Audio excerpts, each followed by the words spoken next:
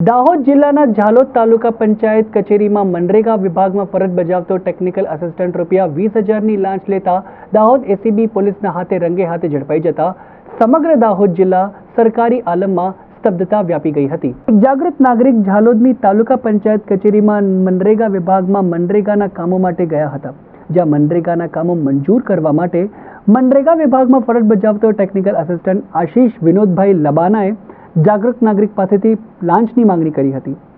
આ લાંચની રકમ જાગૃત નાગરિક આપવા માંગતો ન હોવાના કારણે તેણે એસીબી પોલીસનો સંપર્ક સાધ્યો હતો। એસીબી પોલીસને જાણ થતાં એસીબી પોલીસે ઝાલોદ મનરેગા કચેરી ખાતે લાંચનું છટકું ગોઠવ્યું હતું અને જાગૃત નાગરિક પાસેથી મનરેગા યોજનાના ટેકનિકલ આસિસ્ટન્ટ આશીષ લબાના જાગૃત નાગરિક પાસેથી રૂપિયા 20,000ની લાંચ લેતા જ રંગે હાથ ઝડપાઈ ગયો। આ સમાચાર વાયુવેગે ઝાલોદ તાલુકા પંચાયતમાં થતા સરકારી કર્મચારીમાં સ્તબ્ધતા વ્યાપી ગઈ હતી। આ સંદર્ભે એસીબી પોલીસે લાંચ લેતા ઝડપાયેલા આશીષ લબાના વિરુદ્ધ ગુનો નોંધી આગળની કાર્યવાહી હાથ ધરી છે।